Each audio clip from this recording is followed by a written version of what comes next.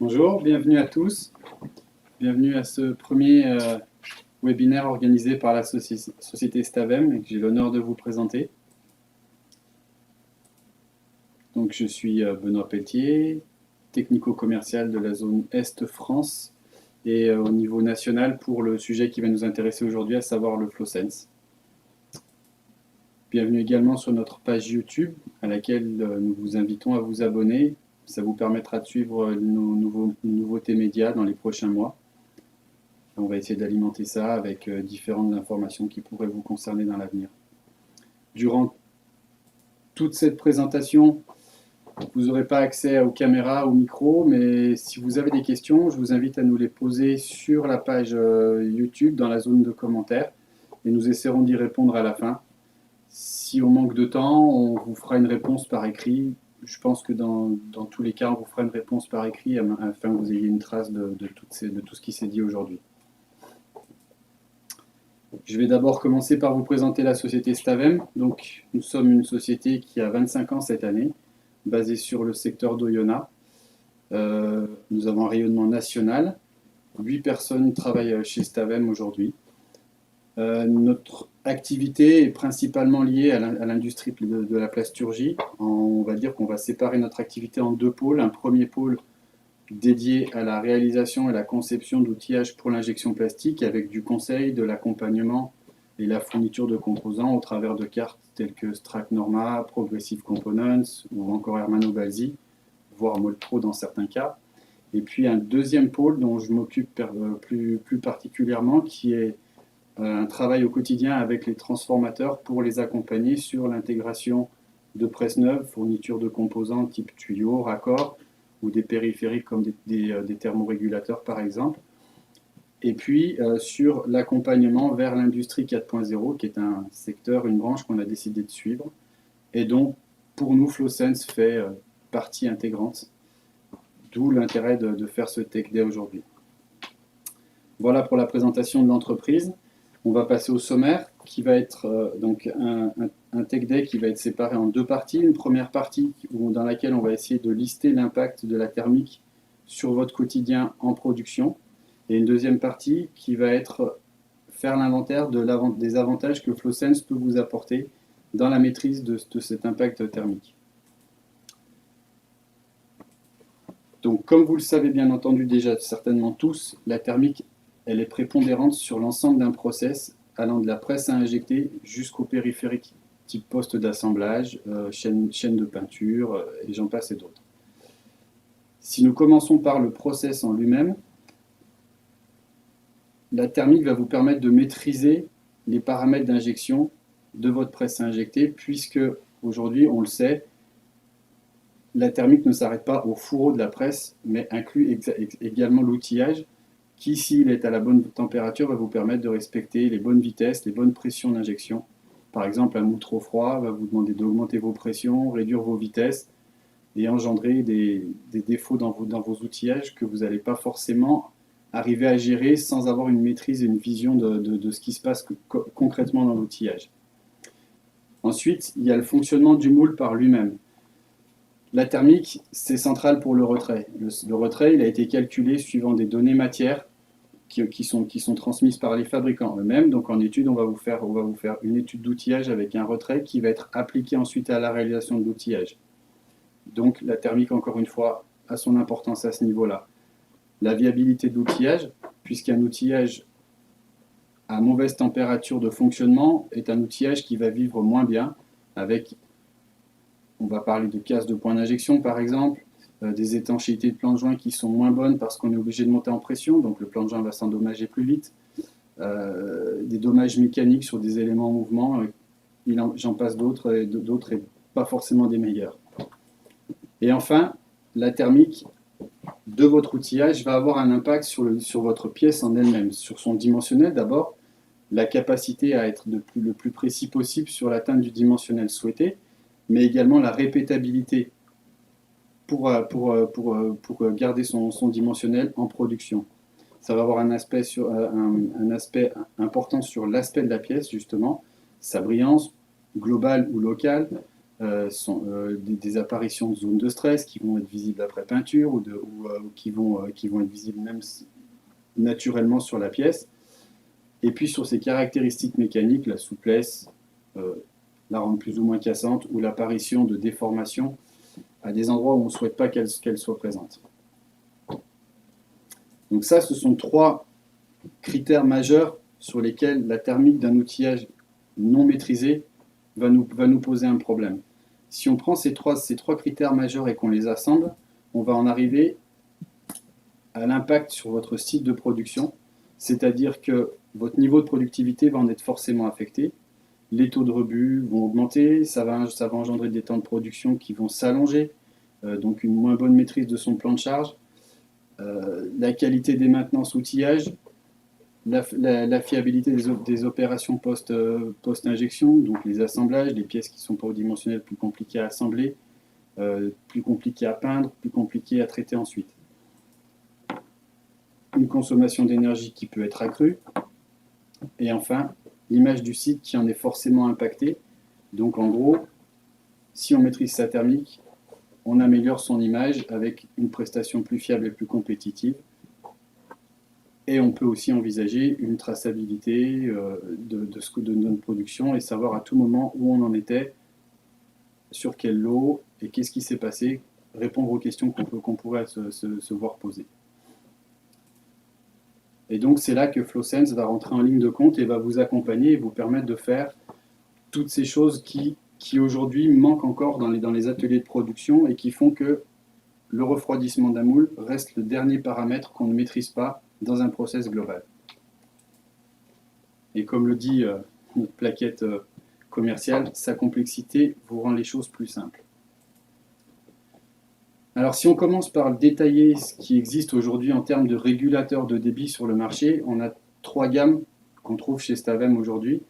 Tout d'abord le régulateur standard manuel à tube ou à bulle, selon comment on l'appelle, ou à flotteur. Donc lui va vous permettre d'avoir une information en temps réel de ce qu'est votre débit et votre température dans votre outillage, mais si on tourne le dos, qu'une dérive se produit, on n'en est pas informé. Ensuite, on a le FlowSense 3.0 qui lui va venir se mettre en lieu et place d'un FlowSense, d'un régulateur de débit manuel et vous permettre déjà dans un premier temps d'avoir une traçabilité, un suivi et un niveau d'alerte en cas de dérive. Et enfin, et c'est le produit qu'on va détailler aujourd'hui, puisque qui peut le plus peut le moins, donc on va autant s'orienter sur le maximum. On va parler du FlowSense 4.0 qui lui va vous apporter les mêmes choses que le FlowSense 3.0, mais avec des options en plus qui peuvent être quand même relativement intéressantes à votre niveau. Donc FlowSense 4.0, comme je vous le disais, c'est assez simple en termes de conception, mais par contre, ça vous permet d'assez facilement intégrer une sécurité sur votre process. Vous allez trouver d'abord une nourrice qu'on a ici, en exemple ici, mais vous la voyez à l'écran, et puis un écran ici. Donc comme vous le voyez, il n'y a pas besoin de plus, une nourrice, un écran. Si on commence par la nourrice, donc ici vous avez une vue éclatée de la nourrice, d'une nourrice, dans le cas présent, c'est une 8 voies. Donc la première chose sont les caractéristiques. Aujourd'hui, les nourrices FlowSense fonctionnent en 1, 20 litres ou en 2, 40 litres minutes. Donc ça, c'est une donnée qu'on doit paramétrer au départ, qu'on doit discuter ensemble pour choisir le bon modèle. Ensuite, la température d'exploitation de la nourrice. Dans la gamme que nous on appelle standard, on est sur une température maximum de 120 degrés. Et ensuite, on a ce qu'on appelle la température haute température, la 160 degrés, donc qui reste malgré tout quelque chose de standard, mais on va juste changer de modèle de capteur à l'intérieur. Donc le fonctionnement de la nourrice est somme toute assez simple. On a deux terminaisons sur la nourrice, une entrée générale et une sortie générale. Les deux sont équipés de capteurs permettant d'avoir l'information de température et de pression en entrée et en sortie, ce qui est plutôt bien puisque ça vous permet de savoir déjà si l'information donnée par votre réchauffeur, par exemple, en consigne, est bien en ligne avec ce qui arrive réellement sur votre presse, Concrètement, si vous n'avez pas trop de perte de charge dans l'acheminement du refroidissement entre le régulateur et la nourrice, ou si votre régulateur est encore suffisamment fiable, ou si votre réseau général de l'usine, si vous n'avez pas de réchauffeur, est fiable lui également. Et du coup, ça vous permet de recalibrer la température en entrée pour être vraiment sur quelque chose d'optimal. Vous pouvez bien sûr, FlowSense va traiter ces deux informations-là et vous permettre d'avoir un delta T et un delta P entre l'entrée et la sortie, et donc d'avoir une vision claire et assez précise de l'efficacité du refroidissement général de votre moule. Une fois passé par là, le refroidissement part dans l'outillage en passant par les entrées-sorties individuelles sur lesquelles vous allez pouvoir gérer votre débit, votre niveau de débit en actionnant les vannes double effet qui sont ici. Donc ces vannes double effet en fait sont appelées ainsi parce que quand vous tournez la molette, vous actionnez aussi bien l'entrée que la sortie. Elles sont reliées. Vous ressortez de l'outillage et là vous entrez dans la nourrice pour passer devant le capteur individuel vous permettant de mesurer la température et le débit de votre circuit dédié. Vous allez pouvoir récupérer cette température et ce débit, avoir un delta T entre l'entrée générale et la sortie de ce circuit-là, et donc le traiter. Chacune de ces informations peut être bornée, donc vous allez donner une limite maxi et une limite mini de fonctionnement du circuit de refroidissement, et FlowSense va s'occuper de le suivre et de le sécuriser, et de vous alerter en cas de dérive. Chaque entrée-sortie est un module indépendant, donc on va assembler plusieurs modules pour vous faire le nombre d'entrées-sorties, le standard étant de 4, 6, 8, 10 ou 12 entrées-sorties, mais si dans un cas vraiment particulier, vous avez besoin d'avoir un 13 entrées-sorties, on est capable de vous faire une nourrice de 13 entrées-sorties. L'objet de la modularité du module est surtout de gérer les risques de fuite en interne, en ayant quelque chose qui soit assez compact et sur lequel on puisse gérer les fuites sur la nourrice. Donc là, ici, on voit en coupe un module avec l'entrée générale, la sortie générale. Vous avez la vanne double effet donc, qui gère l'entrée et la sortie en individuel, les alimentations vers l'outillage, et puis ici, vous avez donc le capteur qui va servir à la mesure. Ici, on a ce qu'on appelle l'insert de débit, qui est en fait un tube permettant de maîtriser le flux avant son arrivée devant le capteur. Donc la longueur de l'insert est calculée de manière à ce que le flux soit vraiment maîtrisé et que la mesure soit la plus précise possible.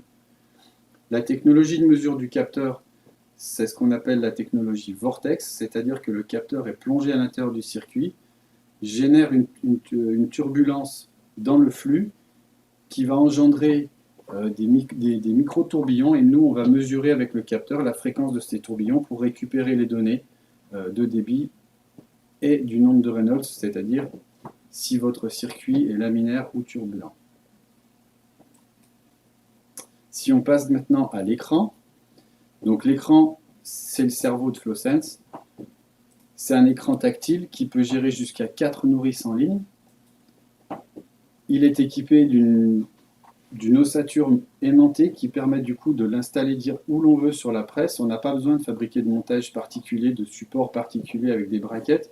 Il suffit juste de le coller contre le bâti de la presse là où ça nous arrange.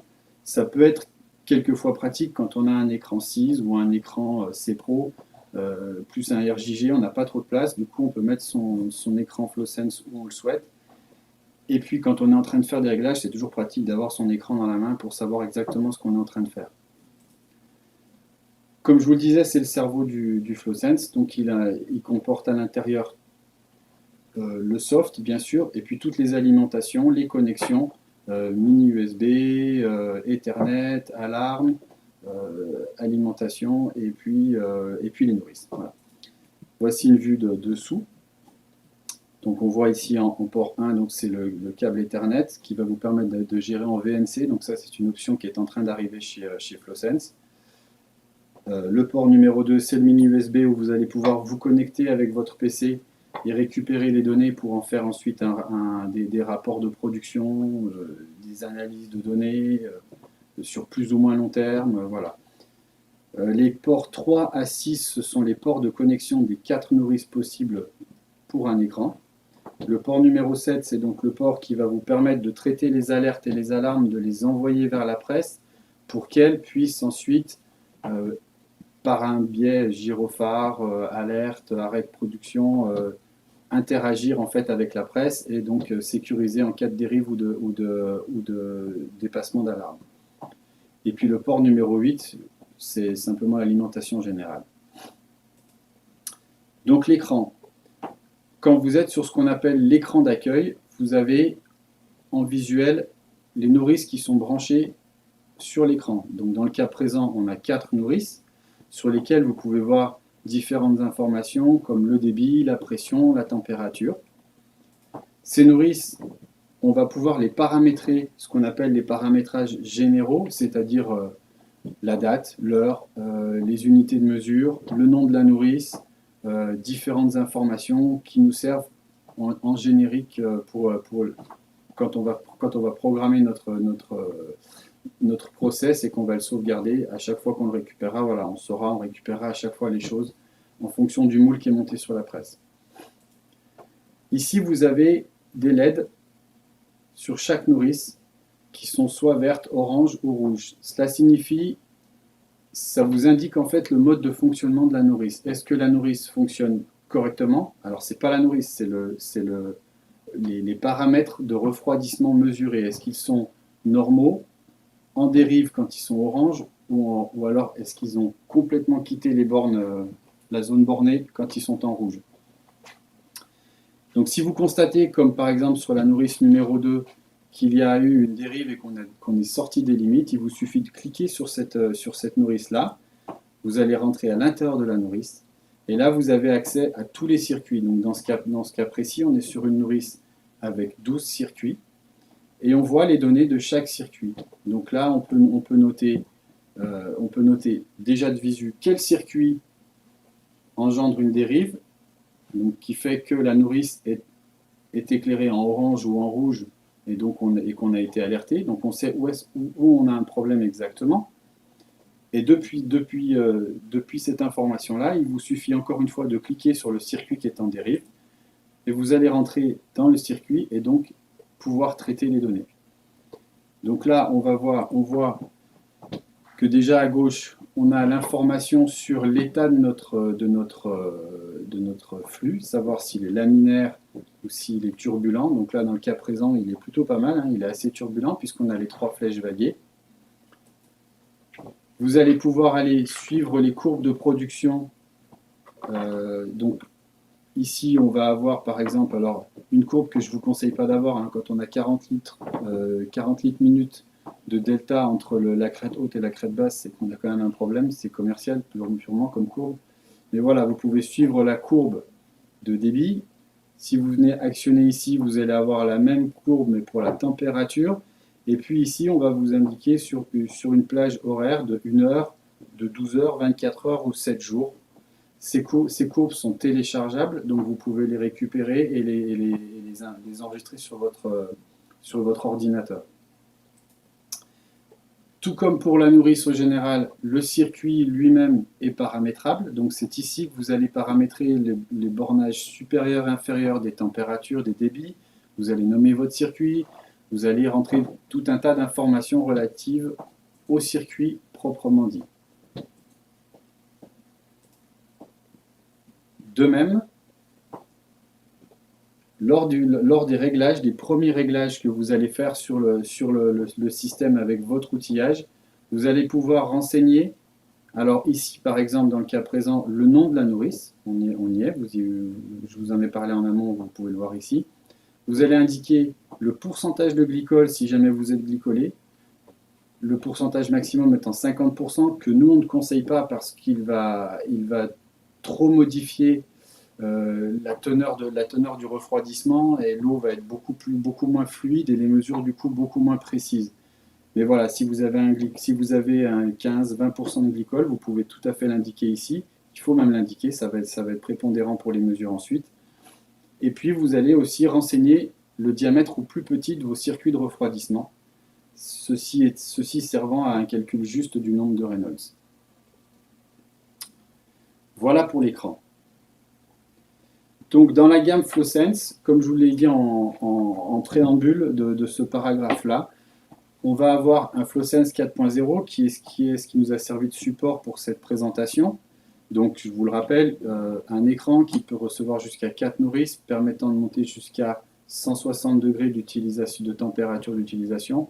Concrètement, vous pouvez avoir 48 circuits connectés à un écran. Et puis le FlowSense 3.0 qui lui est pas une version plus simpliste, c'est une version tout aussi technologique que le 4.0. Simplement, il a l'écran embarqué sur la nourrice. De ce fait-là, on a une limitation technologique sur la température d'utilisation qui est fixée à 120 degrés. C'est du fait de l'électronique embarquée dans l'écran. On ne peut pas faire autrement. Par contre, ça peut être une très bonne solution si vous avez une seule nourrice à utiliser ou que vous souhaitez changer votre débitmètre manuel, votre régulateur de débit manuel, pour avoir quelque chose qui vous permette d'avoir un suivi. C'est un très bon rétrofit. Économiquement parlant, c'est une très bonne solution, plus intéressante. Par contre, si vous devez passer à 2 nourrices, FlowSense 4.0 sera plus intéressant au niveau économique. Donc en synthèse, FlowSense fait la différence sur le marché. Il existe d'autres produits dans la gamme, hein, mais la différence est faite chez FlowSense sur les paramètres, sur les différents critères suivants. Déjà, premier critère très important, c'est le seul qui permet de monter jusqu'à 160 degrés en utilisation. La technologie embarquée avec les capteurs 2 en 1 ou 3 en 1. On arrive très prochainement, là, dans les prochaines semaines aussi, à une option qui permettrait de descendre à 0,6 litres minute en mesure. Aujourd'hui, en dessous de 1 litre minute, on n'est pas fiable à 100%. Donc là, on est en train de descendre à 0,6 litres minute. Donc c'est plutôt intéressant pour les outillages qui ont des petits circuits, des fontaines, des choses comme ça. Sa possibilité de fonctionnement sous glycol. Son design, plutôt compact, c'est le plus compact du marché aujourd'hui. Et puis il a un design plutôt actuel. Ces matériaux de construction, de fabrication, qui sont un alliage de laiton DZR. En fait, c'est un produit, c'est un alliage anti-corrosion qui évite l'électrolyse qu'on peut rencontrer dans certains cas et qui va générer de la corrosion et de la pollution. Donc c'est vraiment dédié à l'industrie médicale ou à les industries propres. Et puis le fait que, comme vous avez pu le voir, FlowSense, c'est une solution plug and play.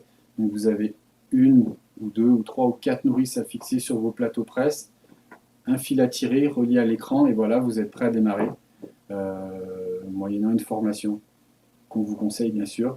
Mais voilà, c'est donc ce qu'on peut vraiment appeler une solution plug and play.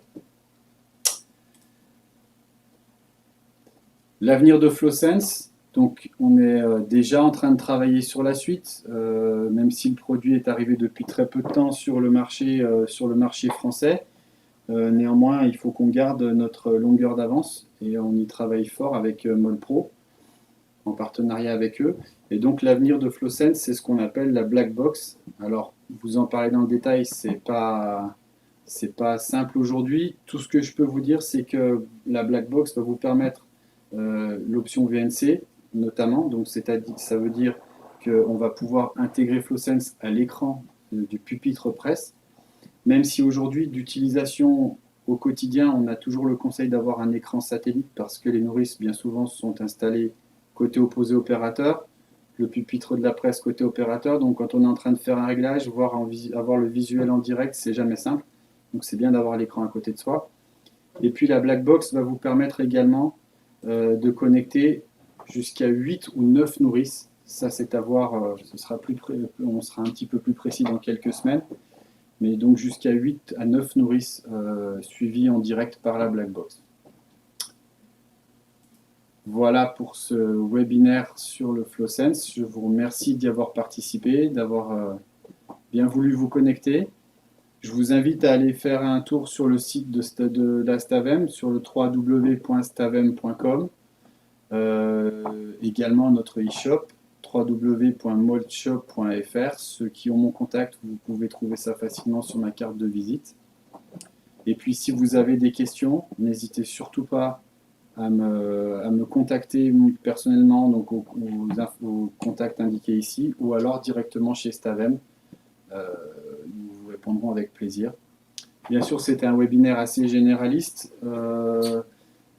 Ça n'empêche pas un rendez-vous, une visite ou une rencontre pour qu'on puisse vraiment personnaliser la discussion de FlowSense et l'adapter vraiment à votre besoin, réfléchir à ça. Voilà. Je vous remercie à tous pour votre attention et je vous souhaite une bonne fin de journée et à bientôt, j'espère.